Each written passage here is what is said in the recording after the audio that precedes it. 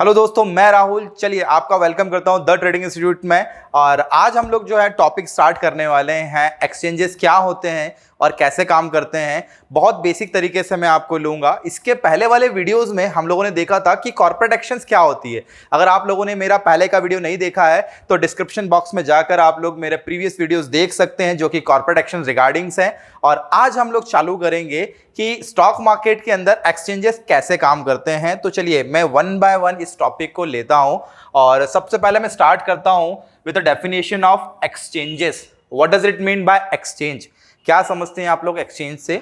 Exchange का मतलब होता है बदलना। यानी अगर मैं सिंपल ले लूं बायर और सेलर, तो बायर और सेलर को आपस में चीजें बदलने के लिए एक ऐसा प्लेटफॉर्म की जरूरत होती है जहां पर बायर अपने पैसे को लेकर और शेयर्स अपनी सिक्योरिटी को लेकर, सेलर जो है अपनी सिक्योरिटीज को लेकर आपस में एक्सचेंजेस करते हैं। और जिस प्लेटफॉर्म पर ये एक्सचेंज होता है उस प्लेटफॉर्म को हम लोग बोलते हैं भाई एनएससी और बीएससी। यानी सिंपल सी बात है, एक बाजार हो गया, बाजार के अंदर कुछ किसान आए अपना सामान बेचने, वो सेलर हो गए। और बायर कौन हो गया? हम जैसे लोग जो भाई किसान का सामान खरीदते हैं। बट हम लोग खरीदते कहां पर? मंडी में। तो शेयर मार्केट भी एक टाइप की मंडी की तरह ही काम करता है। तो एक्सचेंजेस जस्ट लाइक अ मंडी की तरह होती है जहां पर आप लोगों को डिजिटल वे में बायर को सेलर से मिलाने का काम और सेलर को बायर से मिलाने का काम किया जाता है। तो डेफिनेशन अगर मैं कुल मिला जुला के एक्सचेंज की बात करूंगा तो एक्सचेंज का डेफिनेशन है it is a electronic platform driven by SEBI for exchanging shares in a digital form. तो चीजों को डिजिटल वे में एक्सचेंज करने का एक प्लेटफॉर्म। जो इंडिया के अंदर दो सबसे बड़े एक्सचेंजेस है जिनकी मैं बात करूंगा, वो एक्सचेंजेस हैं यहां पर एनएससी एंड बीएससी। भाई national stock exchange and Bombay Stock exchange. National stock exchange and Bombay Stock exchange. भाई शुरुआत कब हुई थी? एनएसटी की शुरुआत हुई थी 1992 के अंदर। बहुत बड़ा कारण था हर्षद मेहता भी, जो कि भाई हमें बहुत सारी चीजें सिखा के गए। और बॉम्बे स्टॉक एक्सचेंज की शुरुआत हुई थी 1875 में। भैया सबसे पुराना स्टॉक एक्सचेंज है हमारे इंडिया का। अगर एशिया के हिसाब से बात करूं तो सबसे ज्यादा high liquidated market Bombay Stock Exchange है, जहां पर सबसे पहले शुरुआत हुई थी बाजार के अंदर फिजिकली चीजों को ट्रेड करने के लिए। क्योंकि आप लोग जानते हैं बहुत सारे कपड़ा मिल, दाल व्यापारी और जितनी भी बड़ी बड़ी चीजें होती थी, कम्युनिटीज के अंदर चेंजेस होता था और कंपनीज के शेयर्स खरीदे और बेचे जाते थे दलाल्स के थ्रू। तो इसलिए जो बॉम्बे स्टॉक एक्सचेंज का जो ऑफिस है वो इंडिया के अंदर मुंबई में स्थित है, ठीक है। और मुंबई के अंदर एक जगह है दलाल स्ट्रीट। आप लोगों ने सभी ने सुना होगा, एक बिल्डिंग आती है भाई न्यूज में, पेपर में, सब जगह। उस बिल्डिंग में सभी लोग ऐसे करके ऊपर उस बिल्डिंग को देखा करते हैं और उस बिल्डिंग के ऊपर शेयर्स के रेट स्क्रॉल हुआ करते हैं। वही है दलाल स्ट्रीट। और दलाल स्ट्रीट के बाद में जब बाजार में यहाँ पे बहुत सारे फॉल्स या लूप होल्स फाइंड आउट होना चालू हुए तो लोगों ने या फिर गवर्नमेंट ने एक अच्छा सा प्लेटफॉर्म बनाया जिसे हम लोगों ने बोला नेशनल स्टॉक एक्सचेंज, जो हमारा राष्ट्रीय भारतीय शेयर बाजार है, जहां पर ये बना हुआ है। इसका जो ऑफिस है वो ऑफिस है बांद्रा के अंदर, बांद्रा कुर्ला कॉम्प्लेक्स है, वहां पर इसका ऑफिस है जहां से एनएससी चलता है पूरी तरीके से। अब दोनों में डिफरेंशिएट क्यों? अगर बॉम्बे स्टॉक एक्सचेंज था तो क्या जरूरत पड़ी एनएससी को बनाने की? भाई देखिए सिंपल सी बात होती है, अगर एक शहर में एक मंडी होगी तो जरूरी तो नहीं है दूसरी मंडी नहीं हो सकती है। भाई किसान अपना माल या तो बॉम्बे स्टॉक एक्सचेंज के अंदर भी बेच सकता था या तो फिर एनएससी के अंदर भी बेच सकता था। तो ये एक टाइप की मंडी से शहर में क्या, भाई इंडिया के अंदर और बहुत सारी मंडीज है। एमसीएक्स, एसएक्स नाम से एक और चल रही है, ठीक है। इसके अलावा कोलकाता स्टॉक एक्सचेंज भी था। ऐसे कई टाइप के शेयर बाजार जो थे रीजनल लेवल पे चला करते थे जब एनएससी नहीं बना था। लेकिन अब धीरे धीरे दो ही इंडिया के अंदर पॉपुलर स्टॉक एक्सचेंज है, Bombay Stock exchange and national stock exchange. सबसे ज्यादा अगर मैं बात करूंगा कंपनीज की तो सबसे ज्यादा कंपनीज जो लिस्टेड है वो है बॉम्बे स्टॉक एक्सचेंज के अंदर। मोर देन 4500 कंपनीज से ज्यादा लिस्टिंग है शेयर्स की। और अगर नेशनल स्टॉक एक्सचेंज की बात करूंगा तो नेशनल स्टॉक एक्सचेंज के अंदर ऑलमोस्ट 2280 के आसपास कंपनीज लिस्टेड है। तो ये इंडिया के अंदर इतनी सारी कंपनीज हैं। अब आप सोचेंगे कि भाई बॉम्बे स्टॉक एक्सचेंज के अंदर यानी बीएससी में 4500 कंपनी और वहीं एनएससी के अंदर 2280 कंपनी, तो दोनों में ऐसा डिफरेंस क्या है? भाई दोनों के अंदर डिफरेंस है कि बीएससी से ही फिल्टर होकर अच्छी कंपनियों को जगह दी गई नेशनल स्टॉक एक्सचेंज के अंदर। अब बात आती है कि भाई क्यों ऐसा फिल्ट्रेशन या ऐसा भेदभाव क्यों किया गया? बॉम्बे स्टॉक एक्सचेंज के अंदर जब कंपनी लिस्ट होती है तो लिस्टिंग के नॉर्म्स बड़े इजी होते हैं। हमारे नेशनल स्टॉक एक्सचेंज के अंदर लिस्टिंग के नॉर्म्स बड़े हार्ड होते हैं। ये बात वही हो गई भाई, स्टेट प्लेयर और इंडिया लेवल पर नेशनल प्लेयर, तो दोनों में डिफरेंशिएट आप खुद अच्छे से जान सकते हैं कि भाई बीएससी क्या चीज़ है और एनएससी क्या चीज़ है। अगर आप लोगों को ट्रेडिंग स्टार्ट करना है तो मोस्टली थोड़ा सा सिक्योर प्लेटफॉर्म आप लोग ढूंढेंगे और नेशनल स्टॉक एक्सचेंज से ज़्यादा सिक्योर और सेफ प्लेटफॉर्म पूरे इंडिया के अंदर आप लोगों को नहीं मिलेगा। ठीक है, तो ये तो रही सिंपल सी बात कि भाई what is NSC and what is BSc. अब मैं आप लोगों को ले चलता हूँ कि ये कैसे काम करते हैं। हम यहाँ पे जस्ट सिंपल वर्किंग देखते हैं, इनका वर्किंग कैसे होता है, एक्सचेंजेस का वर्किंग। देखिए सबसे पहले सेबी बना, ठीक है। सेबी भी ऑलमोस्ट 1988 से 1992 के पीरियड में बन के ये स्टार्ट हो गया था और फिर सेबी ने एक यहाँ पर एक्सचेंजेस क्रिएट किया ऑलरेडी, क्योंकि बीएससी तो था ही, ठीक है, बॉम्बे स्टॉक तो था ही, यहाँ पे नेशनल स्टॉक एक्सचेंज भी बन गया। ये 1992 के अंदर बन के तैयार हो गया था और ये वाला तो बहुत पहले से था, 1875 से। अब इसके अंदर भी, एनएससी के अंदर भी इन्होंने बहुत सारी कैटेगराइजेशन डाल दी गई। यानी अगर आपको इक्विटी शेयर खरीदना है, इक्विटी खरीदना है या फिर आपको डेरिवेटिव्स खरीदना है, डेरिवेटिव्स यानी डेरिवेटिव्स के अंदर दो प्लेटफॉर्म होते हैं, दैट इज फ्यूचर, ठीक है, और एक आपका ऑप्शन, जो कि आप लोगों ने बहुत बार सुना होगा। और इक्विटी मार्केट चलता है कैश बेसिस, ठीक है। So this is the simple the hierarchy of market. और वही सेम चीजें बॉम्बे स्टॉक एक्सचेंज के अंदर भी अवेलेबल है। यानी बॉम्बे स्टॉक एक्सचेंज के अंदर इक्विटी भी है, बॉम्बे स्टॉक एक्सचेंज के अंदर डेरिवेटिव्स भी हैं। आप लोगों ने शायद नहीं सुना होगा, बॉम्बे स्टॉक एक्सचेंज के अंदर भी डेरिवेटिव ट्रेड्स होते हैं, यानी वहां पर भी फ्यूचर है, वहां पर भी ऑप्शंस हैं। और जब हम लोग बात करते हैं पूरे एनएससी और बीएससी को रिप्रेजेंट करने की, तो इन दोनों को रिप्रेजेंट करने का काम इनके इंडेक्सेस करते हैं। इंडेक्सेस बोले तो बाजार के अंदर चीजों को रिप्रेजेंट करने वाले, यानी एंटायर 4500 कंपनी को रिप्रेजेंट करने वाले और एंटायर 2280 कंपनियों को रिप्रेजेंट करने वाले index. Nifty, bank Nifty, Sensex. Sensex सभी ने सुना होगा, तो Sensex is a index of Bombay Stock exchange, Sensex. Sensex is a group of top 30 companies, 30 कंपनियों का मिला जुला। और ये 30 कंपनी कौन सी है? बड़ी companies, large company, national level पर ये कंपनी अलग अलग सेक्टर से ली गई। अब ये सेंसेक्स का फुल फॉर्म किसी को पता है? नहीं पता है तो भाई कमेंट बॉक्स में जाकर सेंसेक्स का फुल फॉर्म मुझे लिखिए और फिर मुझे बताइए कि क्या है और क्यों बना ये, ठीक है। और वैसे ही बीएससी के साथ में एनएससी को रिप्रेजेंट करने के लिए भी एक इंडेक्स बनाया गया जिसका नाम है Nifty 50। Nifty 50 is a group of top 50 companies. जैसे निफ्टी बना है वैसे ही सेंसेक्स भी बना। सो बाजार को देखने के लिए आप लोग बुक्स पढ़ते हैं, किताबें पढ़ते हैं, तो किताबों के सेकंड पेज पर हमेशा एक इंडेक्सिंग होता है। इंडेक्सिंग का मतलब है आपको कब कौन सा चैप्टर किस पेज पर मिलेगा, कितने पेज का कौन सा चैप्टर है, यानी पूरी बुक के बारे में डायरेक्शन देने का काम इंडेक्स करता है। और बाजार को पूरी तरीके से समझने के लिए आपको इंडेक्स के रिदम और इंडेक्स के मोमेंटम को समझना होगा। इसलिए बहुत सारे लोग बोलते हैं बाजार पॉजिटिव है, बाजार नेगेटिव है, तो indirectly they are watching, they are tracking Sensex. और अगर बीएससी में हम लोग एनएससी में बात करेंगे तो दे आर वॉचिंग निफ्टी 50। तो ये पूरा सिंपल बाजार का सिनारियो। अगर आपको अच्छे से बाजार में पकड़ बनाना है तो इंडिविजुअल टॉप 50 कंपनी के शेयर्स को आपको देखना होगा, ठीक है। और यहां पर इंडिविजुअल टॉप 30 कंपनी के शेयर्स को आपको देखना होगा। तो इनडायरेक्टली आप लोगों ने क्या देख लिया? इनडायरेक्टली आप लोगों ने देख लिया 2280 कंपनी को, और बीएससी में आएंगे तो इनडायरेक्टली आपने 4500 कंपनियों को देख लिया। तो ये जस्ट सिंपल सा एक बाजार का छोटा सा हायरार्की है। अब हम लोग काम कहां पर करते हैं भाई, जो ब्रोकर होता है हमारा, वो ब्रोकर यहां पर है बीच में। कुछ ब्रोकर आप लोगों को केवल एनएससी के शेयर्स को प्रोवाइड करेंगे, कुछ ब्रोकर आप लोगों को प्रोवाइड करेंगे बीएससी, या कुछ ब्रोकर्स होंगे जो आपको प्रोवाइड कराएंगे दोनों में काम करने के तरीके को।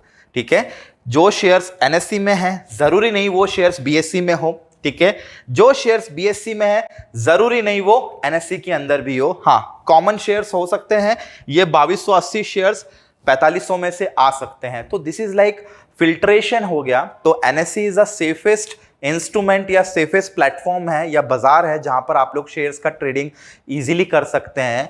और ब्रोकर जो होता है, ब्रोकर अफिलिएटेड होता है, ब्रोकर ने एनएससी से लाइसेंस लिया है, ब्रोकर ने बीएससी से लाइसेंस लिया है, और दोनों जगह काम करने के लिए वो सेबी से परमिशन लेता है और एक मेन लाइसेंस सेबी से लेता है। और हम लोग हमारे ब्रोकर्स के साथ में डीमैट अकाउंट खोलकर काम करते रहते हैं।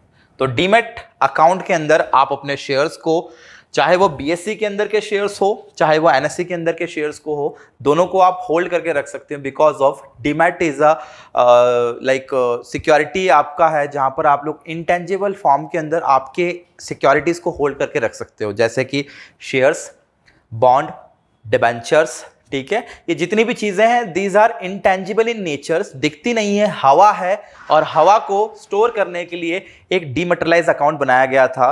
और ये डीमैटेरियलाइज अकाउंट की शुरुआत 2000 के बाद की गई थी, जबकि सबसे पहला स्टॉक एक्सचेंज यानी ऑनलाइन प्लेटफॉर्म आया था, और वो पहला प्लेटफॉर्म था नेशनल स्टॉक एक्सचेंज।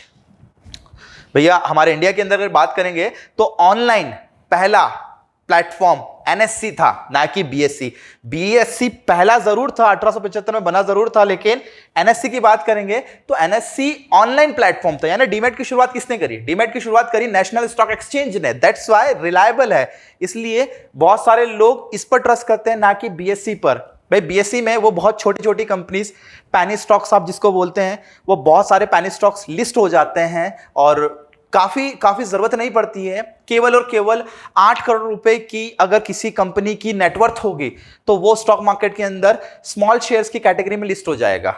लेकिन एनएससी के अंदर ऐसा नहीं है। एनएससी के अंदर क्लॉजेस बहुत बड़े हैं, चेकलिस्ट बहुत बड़ी है। आप लोगों का टर्नओवर, 3 साल का बैलेंस शीट, प्रॉफिटेबल, मोटिव आने का, भाई लिस्टिंग का मोटिव, और नेशनल 50 के अंदर तो लिस्ट होना यानी बहुत ही बड़ी बात हो गई है। क्योंकि Nifty 50 stands for what? Nifty 50 stands for national 50 companies. ठीक है, और अगर हम लोग सेंसेक्स की बात करेंगे तो सेंसेक्स का जो फुल फॉर्म है वो मैं आप लोगों को बता देता हूं, फिर भी कमेंट बॉक्स में मुझे लिखिएगा। सेंसेक्स का फुल फॉर्म है सेंसिटिव इंडेक्स। कभी आप लोगों ने सुना था ये? नहीं। दैट्स व्हाई सेंसेक्स को बनाया गया था, सेंसिटिव था ये, इसलिए 30 कंपनियों का ग्रुप है और जो बाजार को रिप्रेजेंट करता है, और निफ्टी 50 कंपनियों का ग्रुप है जो बाजार को रिप्रेजेंट करता है। So this is all about simple सा प्रोसीजर एक्सचेंजेस का, और धीरे धीरे हम लोग इसको और एक्सप्लोर करेंगे और समझेंगे कि भाई इसके साथ में और कौन कौन सी चीजें जुड़ती हुई चलती है। ठीक है, होपफुल यहां तक आप लोगों को समझ में आया होगा। नेक्स्ट मैं आप लोगों को इसके साथ में चीजें जो हैं वो मैं बताता हूं कि कौन कौन सी और चीजें हैं जो हमारे लिए काम की है।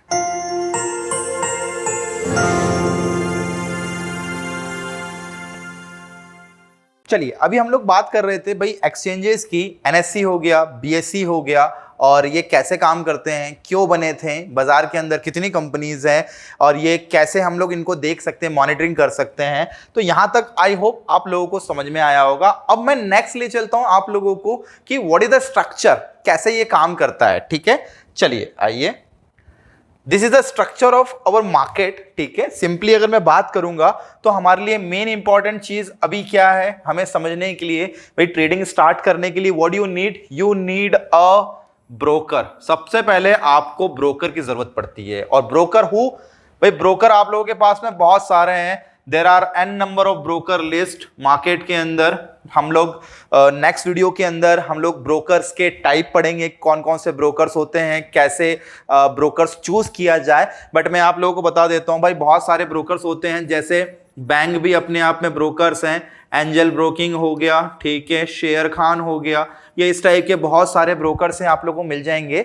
और नेक्स्ट वीडियो के अंदर हम लोग देखेंगे which broker is the best for your trading, यानी आपको बिगिनिंग करने के लिए कौन सा ब्रोकर चूज करना चाहिए।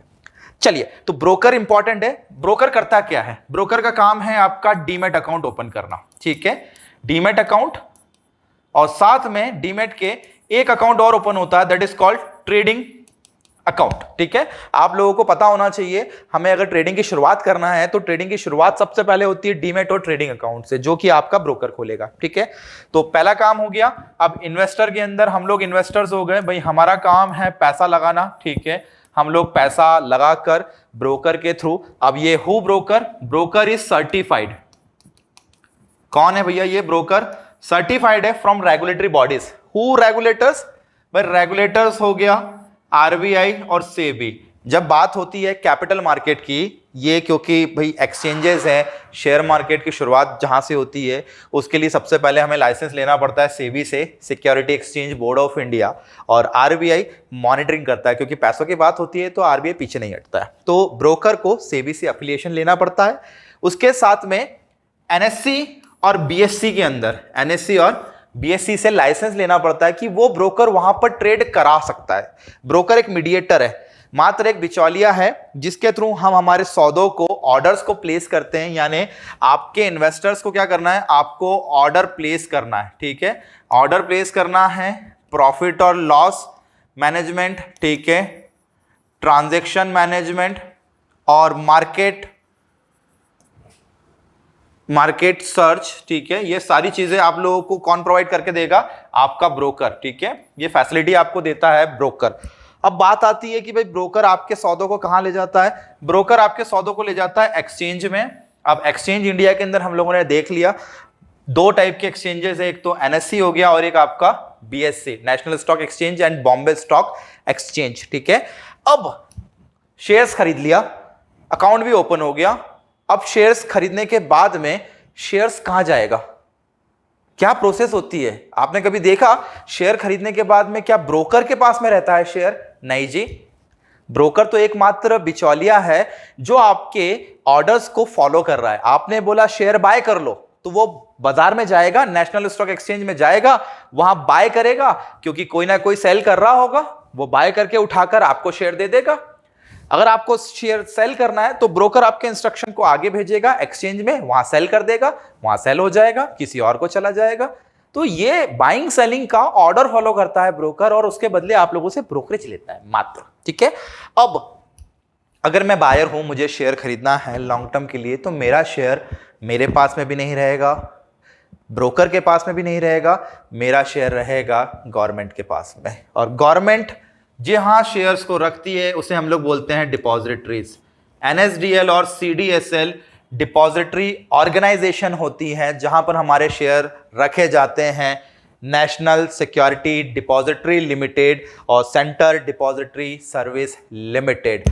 एनएससी का अलग डिपॉजिटरी है, बीएससी का अलग डिपॉजिटरी है। बीएससी की डिपॉजिटरी सीडीएसएल के थ्रू होती है और एनएससी की डिपॉजिटरी एनएसडीएल के थ्रू होती है। तो आप समझिए, आपके शेयर्स ना आपके ब्रोकर के पास में हैं, ना आपके शेयर्स आपके खुद के अकाउंट में हैं, आपके शेयर्स हैं डिपॉजिटरी ऑर्गेनाइजेशन के पास में, जो कि गवर्नमेंट मैनेज करती है। यानी घबराने वाली बात बिल्कुल नहीं है। अगर आपका ब्रोकर भाग जाए, आपका ब्रोकर डूब जाए, तो आपके शेयर्स गवर्नमेंट के पास में, यानी वो सिक्योरिटीज को होल्ड करता है, और इसी अकाउंट को हम लोग बोलते हैं डीमैट अकाउंट या डिपॉजिटरी अकाउंट। तो ब्रोकर क्या हो गया? ब्रोकर हो गया डिपॉजिटरी पार्टिसिपेंट है, वो एक केवल पार्टिसिपेंट है जो आपके शेयर्स के इंस्ट्रक्शंस को आगे तक पहुंचाता है। एक्सचेंजेस एक बाजार है जहां पर शेयर्स के लाइव भाव चलते रहते हैं, आप खरीदते हैं और आप बेचते हैं। आप जैसे लाखों करोड़ों ट्रेडर आते हैं और एक ही भाव पर एग्री करते हैं, 100 रुपए तो 100 रुपए, 200 तो 200 रुपए, और वही भाव पर ट्रेडिंग चलती रहती है। दैट्स व्हाई फ्लक्चुएशन होता रहता है। डिपॉजिटरी कौन? डिपॉजिटरी यानी हम इसको डीओ बोल सकते हैं, डिपॉजिटरी ऑर्गेनाइजेशन बोल सकते हैं, जहां पर आपके शेयर्स डिजिटल फॉर्म में सालों तक रखे रहते हैं। यानी आपको भाई फिजिकल शेयर्स खरीदने की जरूरत नहीं है, आपको डिजिटल शेयर्स आपके डीमैट अकाउंट के अंदर रखे हुए हैं, ठीक है। और इनके साथ में जुड़ी होती है बैंक, जो सारे ट्रांजैक्शन को मैनेज करती है, और एक और ऑर्गेनाइजेशन होती है clearing corporation of India limited, जो जुड़ी हुई किसके साथ में है, जो जुड़ी हुई है एक्सचेंज के साथ में, CCIL, clearing corporation of India limited, या फिर आप इसको बोल दीजिए national clearing corporation India limited, NCCIL। इसका काम क्या है? क्लियर करना, बायर से पैसे लेकर सेलर को शेयर्स देना, ठीक है, या सेलर से शेयर्स लेकर बायर को देना, ये सारी प्रोसेस करता रहता है। जैसे हम लोग कई दफा चेक देते हैं, आप लोगों ने किसी ना किसी को चेक दिया होगा, चेक देते वक्त हम लोग जब बैंक में जाते हैं कि भाई क्लियर हो गया ये चेक, तो बैंक वाला बोलता है कि नहीं, सामने वाले के खाते को चेक करना पड़ेगा जहां से चेक आ रहा है, और जहां चेक जाना है वहां डिपॉजिट करना पड़ेगा, तो इसमें लगता है समय। तो इस पूरी प्रोसेस के अंदर जब आप शेयर्स खरीदते हैं और उस शेयर्स को आपके डीमैट अकाउंट में कंप्लीटली जाने तक 2 दिन का समय लगता है, जिसे हम लोग बोलते हैं T+1 डे। T यानी ट्रांजैक्शन का डे, और 1 डे यानी 1 दिन और। तो जिस दिन आप शेयर खरीदते हो उस दिन आपके डीमैट अकाउंट के अंदर शेयर जाता नहीं है, बट हाँ, आप लोगों को आपके पोर्टफोलियो में शेयर दिखाएगा जरूर, बट 1 दिन इस प्रोसेस के अंदर और लेता है, तब जाके आपका ट्रांजैक्शन कंप्लीट होता है। So this is all about the procedure how you can buy a share from NSE or BSE and what is the background behind buying a share or selling a share। तो NSE BSE ही नहीं है बाजार के अंदर, important चीज है clearing corporation of India limited, exchanges, bank, investors, broker, RBI, SEBI और तमाम जमाने भर की गवर्नमेंट ऑफ इंडिया फाइनेंशियल जितनी भी हायरार्कीज हैं वो पूरे बाजार को देखती है, क्योंकि स्टॉक मार्केट हमारे इंडिया की GDP रिप्रेजेंट करता है, जो टॉप बड़ी कंपनियों का रिप्रेजेंटेटर है, और जहां से आप लोग इंडिया की ग्रोथ को एस्टिमेट करते हैं। तो आज के वीडियो में हम लोग इतना ही सीखेंगे। नेक्स्ट वीडियो के अंदर जैसा कि मैंने आपको कहा कि हम लोग कौन सा ब्रोकर बेस्ट है और ब्रोकर क्या क्या फैसिलिटीज आप लोग को देता है वो देखेंगे और सीखेंगे। भाई स्टॉक मार्केट मेरे साथ में सीखिए आप लोग और जुड़ जाइए इस मुहिम के अंदर, क्योंकि मैं फाइनेंशियल लिटरेसी को स्प्रेड करना चाहता हूं। मेरा वीडियोस लाइक, शेयर और सब्सक्राइब करना बिल्कुल भी ना भूलिएगा। बाय।